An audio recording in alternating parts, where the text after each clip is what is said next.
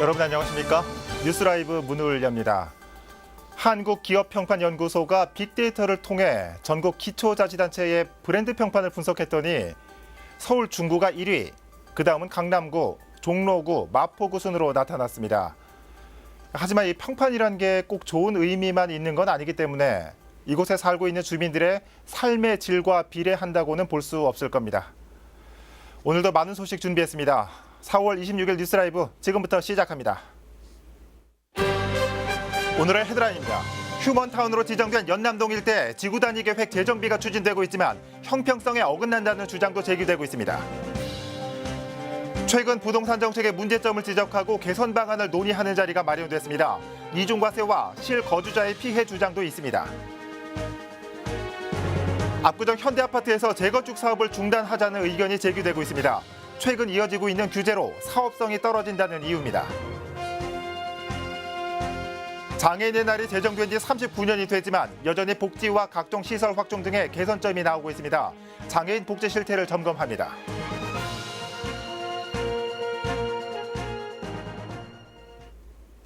지난 2011년 휴먼타운으로 지정된 마포구 연남동 239번지 일대.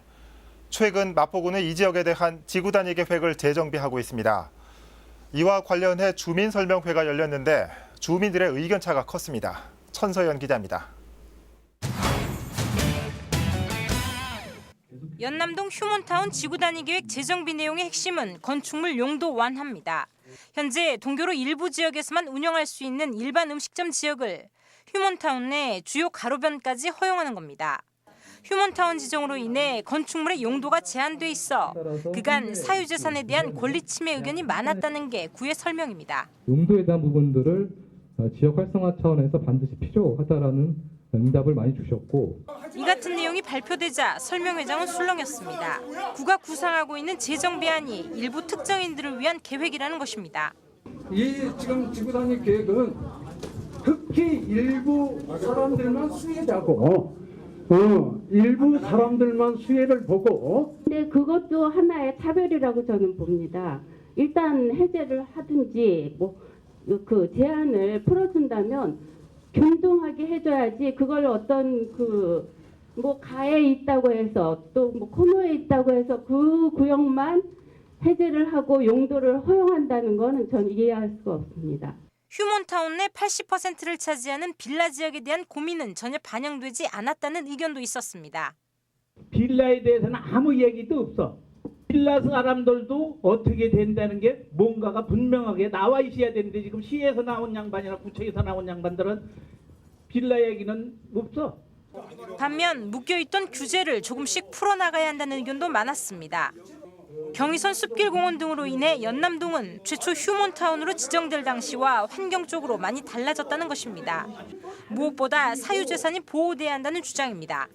맨 처음엔 취지가 좋은 상태에서 개발이 됐지만 지금은 정체된 그런 연으로 발전 전체 연남동을 막고 있는 형편이 돼버린 거예요. 내 집에 어떤 제한으로 인해서 피해를 받고 상대적인 절대적인 피해를 받고 있으면은 행복 추구권은 완전히 다운됩니다. 한편 마포구는 휴먼타운과 관련해 오는 6월까지 주민 공람을 거쳐 8월 지구단위 계획 변경 결정을 할 예정. 주민들의 의견이 첨예하게 갈리고 있는 만큼 의견 수렴에 주력하겠다지만 용도 허용을 둘러싼 갈등은 이미 예고되고 있습니다. 딜라이브 서울 경기 케이블 TV 천선입니다. 강남구에서는 정부의 부동산 규제 강화로 실거주 주택 보유자들의 피해가 현실로 나타나고 있다는 우려가 큽니다. 이런 상황에서 초과이익 환수제와 부동산 과세 문제를 짚어보고 개선 방안을 찾기 위한 토론회가 마련됐습니다. 지혁배 기자입니다. 지난해부터 본격적으로 시행되고 있는 재건축 초과이익 환수제. 여기에 공시가격 상승을 불러온 종합부동산세 개편안 역시 논란이 끊이질 않고 있습니다. 국회 이은재 의원실과 법제실에서 강화되고 있는 부동산 규제에 대한 문제점과 개선 방안을 찾기 위한 토론회를 마련한 이유입니다.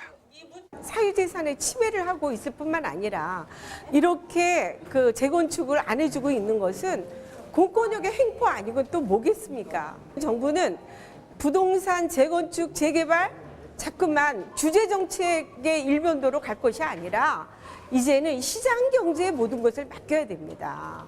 초과이익 환수제의 경우 재건축에 따른 이득을 미리 환수하면서 부담금이 발생하는데 이를 이득이 현실화된 시점에 부과하거나 양도소득세로 일원화가 필요하다는 주장이 제기됐습니다. 은퇴나 퇴직으로 경제적 여력이 없는 주민들의 퇴출 문제가 발생할 수도 있는 만큼 주택 한 채만 갖고 있는 장기 보유자에 대한 정책적 배려가 필요하다는 겁니다. 현 정부의 정책은 국민의 주관적을 위해서 조금 주관적이라는 그런 부분이 빠져 있어서 좀 문제가 있다. 재건축에 대한 규제도 국민의 주거 복지 이런 면으로 좀 수정되어야 되지 않을까 생각합니다. 보유세의 범위에 들어있는 지방세인 재산세와 국세인 종합부동산세의 통폐합이 필요하다는 의견도 제시됐습니다. 세금을 내는 과세 대상 주택이 같아 이중 과세라는 겁니다. 공시가격이 올라 세금을 더 내게 됐는데도 과세 기준은 획일적이라며 개인별 부동산 합계액이 어느 수준인지를 파악해 합리적 판단 근거를 마련해야 한다는 주장입니다. 최근에 지금 어떤 새로운 어떤 가세 때문에 세율을 올리거나 이렇게 할 때는 1세대 1주택에 대한 문제는 나름대로는 어떤 시혜적인 차별이 이루어져야 된다고 생각합니다. 장기적으로는 종부세 폐지되어야 된다고 봅니다. 국회 법제실에서는 재건축 사업의 경우 건물 노후화로 주거 안전이 위협받는 상황에서 신규 주택 공급에도 차질을 빚을 수 있기 때문에 규제 해소를 통해 조속한 사업 추진이 필요하다는 의견을 발표했습니다.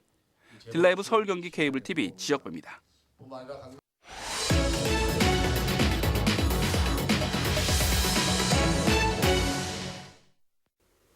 서울시의 주요 아파트 단지가 지구 단위 계획 구역으로 묶여 재건축 사업에 차질을 빚고 있습니다. 이는 정부의 부동산 규제 정책과도 맞닿아 있는데요. 재건축을 추진하는 강남구 압구정 현대아파트에서는 사업을 잠정 중단하자는 얘기까지 나오고 있습니다. 취재기자 연결합니다. 조아연 기자. 네, 보도국입니다. 네, 강남구 압구정 3구역의 현대아파트 하면은 이 재건축 시장의 대어로 꼽히는데 현재 어떤 상황입니까? 네, 강남구 압구정 3구역 현대아파트의 재건축 사업은 지난해 조합설립추진위원회가 출범하면서 본격적으로 추진됐습니다. 예. 이 지역의 재건축은 압구정과 청담동 일대 재정비를 통합관리하는 서울시의 지구단위 계획과 함께 진행되고 있습니다. 이 계획은 지난해 세 차례 도시건축공동위원회 심의에 올랐지만 연속 보류 판정을 받았습니다. 예. 이런 상황에서 최근 박원순 서울시장이 모 방송사 시사 프로그램에 출연해 재건축 규제에 대한 의지를 공개적으로 밝혀 강하게 반발하는 분위기입니다. 그렇군요. 이 재건축 사업의 잠정 중단까지 얘기가 나오고 있는데 어떤 내용이죠? 네, 압구정 현대아파트 입주자 대표회의는 최근 소유주들을 대상으로 긴급 설문조사에 나섰습니다. 예. 재건축 추진위원회 운영을 지구단위 계획 확정 시까지 중지해야 한다는 목소리를 내고 있는 겁니다. 서울시가 도시정비 사업의 모든 과정에 개입한다고 발표했는데 주민들이 원하지 않는 지구단위 계획이 나오더라도 추진위원회가 설립돼 있으면 재건축 사업이 추진될 수밖에 없다는 겁니다. 예. 이런 상황에서 추진위가 400억 원이 넘는 예산안을 의결한 것도 우려하고 있습니다. 서울시 주도로 정비 사업을 추진하다 보니 소유주의 의견보다는 서울시의 입장이 반영될 수밖에 없다고 보는 겁니다. 예. 더욱이 아파트를 중소블록으로 나누고 커뮤니티 시설을 개방하는 서울시의 아파트 조성 기준으로 사업성도 떨어진다는 입장입니다. 네. 입주자 대표회의의 움직임에 조합설립추진위원회가 주민 설득에 나섰다고요? 네, 그렇습니다. 재건축 추진위의 활동에 협조해달라는 호소와 함께 입주자 대표회의가 제기한 문제를 해명했습니다. 네. 운영비와 설계비 같은 용역비는 사업이 끝날 때까지 소요되는 비용으로 주민투표와 총회를 거쳐야 의결이 가능하다며 사업비 사용 부분을 설명했습니다. 또 법적 단체인 추진위가 있어야 지구단위 계획에 대응할 수 있다며 사업을 잠정 중단했다가 추진위를 다시 만든다면 막대한 시간이 걸릴 수도 있다며 신중하게 결정해야 할 문제라는 입장을 밝혔습니다. 네. 지금까지 보도국에서 전해드렸습니다.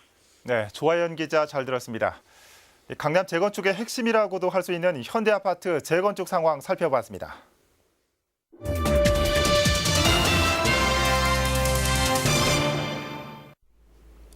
지난 20일은 장애인의 날이었죠.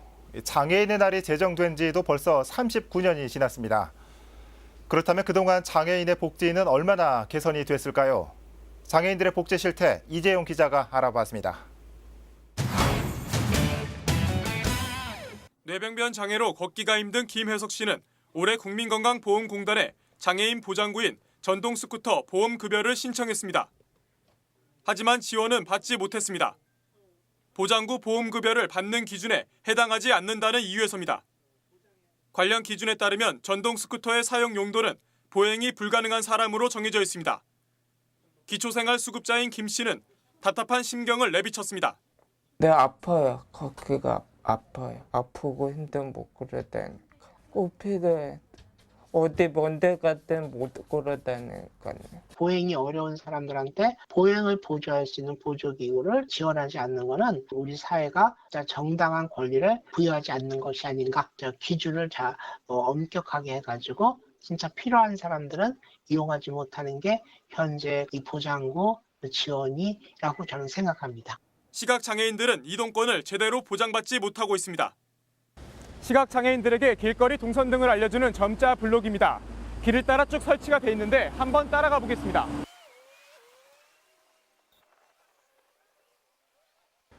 (5분도) 채 걷지 않았는데 점자 블록이 완전히 끊겨 있습니다. 저도 이 넘어진 게 헛디뎌서 인도 같은 데는 거의 없어요. 있는 데가 많지 않아요. 관심이 없다. 단 4월 21일 장애인의 날 하루만 뭐 방송도 그렇고 잠깐 그냥 나오는 것뿐이에요. 거주 지역 내 구립장애인 주간보호센터가 없어 타구까지 알아보는 건 예산일입니다. 현재 서울 25개 자치구 중 구립장애인 주간보호센터가 있는 지역은 용산구를 비롯해 총 7곳에 불과합니다. 시설의 수용 인원도 부족합니다. 서울의 구립장애인 주간보호센터 총 11곳의 평균 수용 인원은 13.5명입니다. 하지만 시설의 절반 이상은 정원이 다 찼고 그나마 자리가 빈 곳은 대기 순번이 있습니다. 사회복지 종사자가 부족해 정해진 수용 인원대로 운영하지 못하는 시설도 있습니다. 성인이 됐을 때 갈 때는 진짜 없더라고요. 이미 정원이 이제 초과된 상태라 저처럼 이제 멀리 안 가도 되고 근처라도 이제 우리 애들을 맡길 수 있는 곳이 생겼으면 좋겠다는 생각을 많이 하죠. 보호 작업장에서 일을 하고 있는 장애인 자녀의 월급 내역입니다. 4대 보험비를 빼고 나면 한 달 월급은 10만 원도 채 안 됩니다. 장애인들의 장애 정도를 고려해 노동 강도를 정하다 보니 월급은 적을 수밖에 없습니다. 이걸로 살아갈 수가 없죠. 부모 마음은 지가 혼자 벌어서 생활할 수 있을 만큼의 되면 좋지만 지금 현재 이 사회에서도 그거를 이 장애애들에 대해서 받아들이기가. 장애인의 날이 올해로 39주년을 맞았지만 장애인들의 복지는 갈 길이 멀어 보입니다. 딜라이브 서울 경기 케이블 TV 이재용입니다.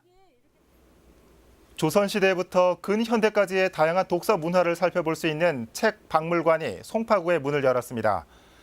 국내에서 처음 선보이는 국립책박물관이라고 하는데요. 태윤영 기자가 현장에 다녀왔습니다. 가늘게 쪼갠 대나무에 경서의 글귀가 적혀 있습니다. 조선시대 과거를 준비할 때 하나씩 뽑아 공부하던 경서통입니다. 1950, 60년대의 대표적인 장편소설 찔레꽃과 사랑. 이 밖에도 식민지와 전쟁의 역사를 담은 책들이 전시장 한편을 장식했습니다. 국내 최초의 공립책 박물관이 송파구에 문을 열었습니다. 지하 1층, 지상 2층 규모의 박물관에는 소년들의 독서 문화를 살펴볼 수 있는 상시 전시관이 들어섰고 놀이를 통해 책 문화를 즐길 수 있는 어린이들의 체험 전시 공간도 마련됐습니다. 박물관에 소장품이 보관된 수장고는 유리창 너머로 내부를 관찰할 수 있도록 설계됐습니다. 1950년대 발행된 점자 성경책을 비롯해 고서 8,300여 점이 보관된 이 수장고는 보시는 것처럼 일반에 공개돼 누구나 관람할 수 있습니다. 또 이제 책이 기획되고 출판되는 과정들을 볼 수 있어서 즐겁게 느끼고 갈 수 있을 것 같아요. 그래서 아이들 데리고 다시 한번 오고 싶은 장소이고요. 책을 주제로 한 세대별 교육 프로그램도 진행됩니다. 특히 매월 첫 번째 수요일마다 책을 만드는 사람들의 이야기라는 주제로 작가와 출판 기획자 등이 직접 특강에 나섭니다. 그래서 책도 읽고 보시고 또 이야기도 나눌 수 있는 이런 복합 문화 공간으로 만들어졌습니다. 교양 프로그램, 교육 프로그램도 많이 준비를. 송파 책 박물관에선 전시 관람과 청강은 물론 만여 건의 도서가 비치돼 독서도 가능합니다. 딜라이브 서울 경기 케이블 TV 태윤영입니다. 정부가 맞벌이 가구의 보육 사각지대를 없애기 위해 올해 본격적으로 거점형 공공직장 어린이집 사업을 진행하기로 했습니다. 1차 사업지로 마포구 연남동이 포함됐습니다. 천서영 기자입니다. 홍대 인근의 마포구 연남동입니다. 이 동네에서 올해만 벌써 어린이집 3개소가 문을 닫았습니다. 젠틀리피케이션 등으로 인해 오르는 임대료를 감당할 수 없었기 때문입니다.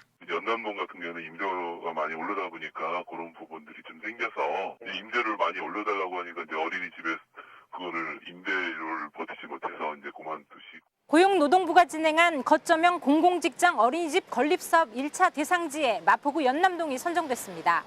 거점형 공공직장 어린이집은 저소득 맞벌이 가구의 보육 지원을 위해 정부와 지자체가 사업비를 8대2로 매칭 부담해 어린이집을 건립해 운영하는 것입니다. 그러니까 4세대 지역이고 그다음에 거기가 금액이 너무 땅값이 올라서 젠트리피케이션이 발생하고 그에 따라서 기존에 있던 어린이집이 폐원을 했어요. 보육 수요가 있는 지역이기 때문에 선정이 된 거죠. 현재 부지가 선정돼 있으며 땅을 매입하기 위한 감정평가가 진행되고 있는 상황입니다. 빠르면 다음 달 중순 매입 결과가 나올 예정으로 매입 이후 완공까지는 2년 정도가 소요될 것으로 예상되고 있습니다. 완공 이후 운영은 근로복지공단이 맡고 80명 정원으로 0세부터 만 5세까지 아이들이 다니게 됩니다. 한편 거점형 공공직장 어린이집 건립사업 1차 대상지에는 마포구 이외 서울에서 광진구가 포함됐습니다. 딜라이브 서울경기 케이블TV 천선입니다. 일제강점기의 아픔과 고뇌를 담은 시 님의 침묵으로 유명한 만해 한영운. 얼마 전 만해 한영운이 살았던 시무장이 국가지정문화재 사적 제550호로 지정됐습니다. 이승준 기자입니다. 성북동 언덕에 자리 잡은 낡고 작은 한옥. 이곳은 독립운동가이자 승려, 시인이었던 만해 한영운이 평생 유일하게 가져본 집인 시무장입니다. 시무장이란 잃어버린 나를 찾는다라는 뜻으로 먼저 나를 찾아야 나라를 되찾는다는 의미를 담고 있습니다. 만해 한영운은 이곳에 1933년에 들어와 마지막 날까지 조국의 독립을 위해 자신의 삶을 바쳤습니다.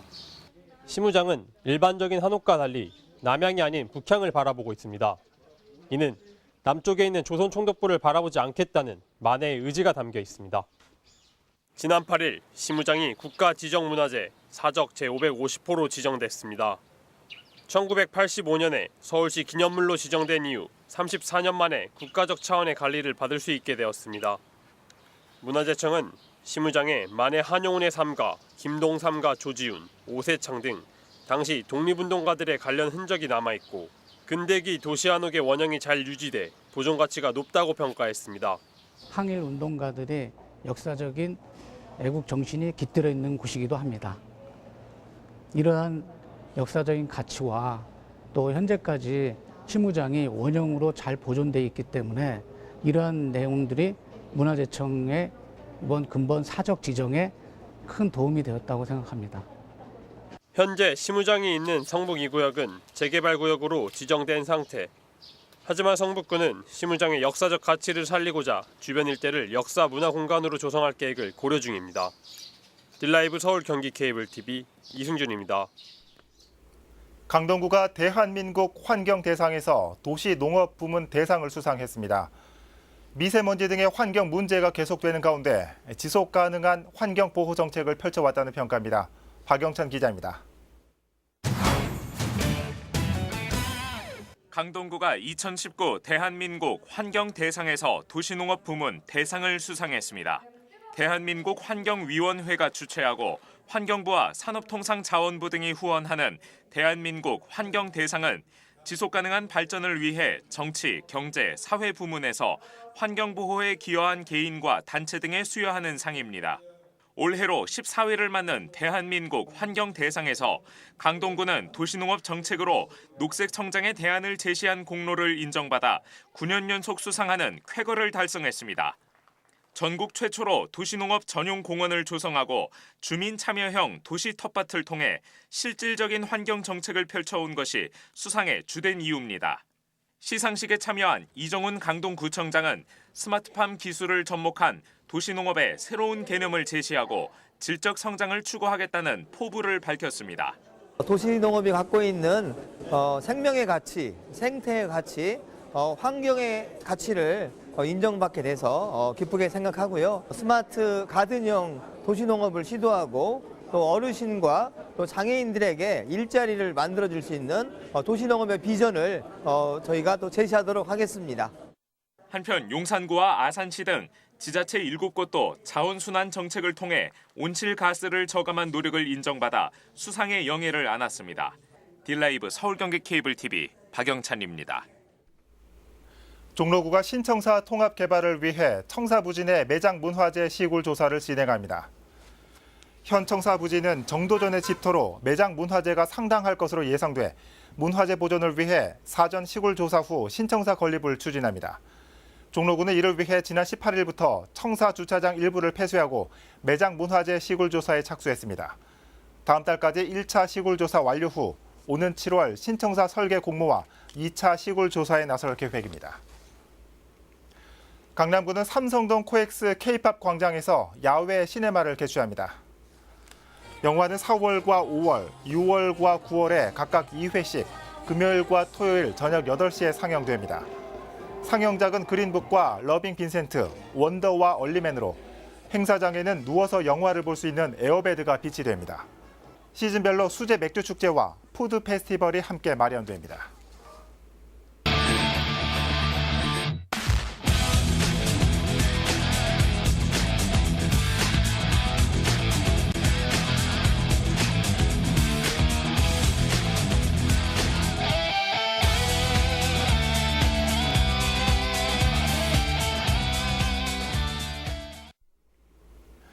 오늘 제도적으로 보완해야 할 장애인 복지 실태 전해드렸습니다.